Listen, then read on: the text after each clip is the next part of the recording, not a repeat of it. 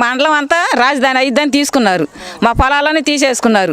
మేము రాజధాని అయ్యిద్దనే మేము పొలాలన్నీ ఇచ్చాము. ఇవాళ రోజున మా పొలాలన్నీ ఇచ్చి మేము ఏం చేయాలి?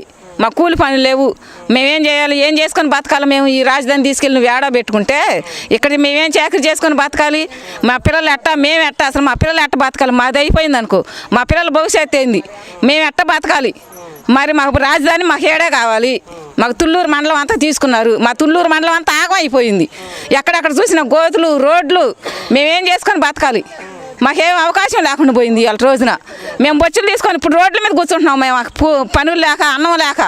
ఇవాళ రోజున పండగ వచ్చిందంటే అందరు గుడ్డలు తీసుకునే వాళ్ళం. ఇవాళ అసలు ఒక పిల్లకి కూడా గుడ్డలు తీసుకోలేదు, డబ్బు లేక. మరి మాకు తినడానికి లేక. మా పిల్లలు చదువుకున్నారు, చదువుకున్న పిల్లలందరూ ఆగమైపోయారు. ఎంతమంది ఉన్నారు జాబులు ఇస్తానని అందరు గెలిపించుకున్నాము. ఏంది ఆయన అన్న ఇస్తాడని జాబులు, మరి ఆయన కూడా ఇవ్వలేదు. మరి మా పిల్లలందరూ చదువుకున్న పిల్లలందరూ ఖాళీగానే కూర్చుంటున్నారు. మరి వీళ్ళందరూ రోడ్ల మీద ఉంటున్నారు ఖాళీగా. పని పాట ఏం లేదు మాకు. అసలు మేమేం చేసి పని బతకాలి? మాకు రాజధాని ఇక్కడ కావాలి. ఓకే, మాకు అమరావతిలోని రాజధాని కావాలి.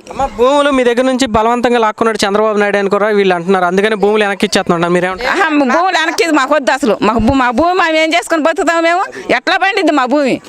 నువ్వు ఎక్కడెక్కడ పోతే గోతులు తీసి ఆడాడిపోతే రోడ్లు తీసావు, ఎంత లెక్కబడే రోడ్లు తీసావు. మా భూమి ఏం చేసుకుంటున్నాం అసలు? ఇప్పుడు ఈ రోజున మాకు పంట పండదు అసలు.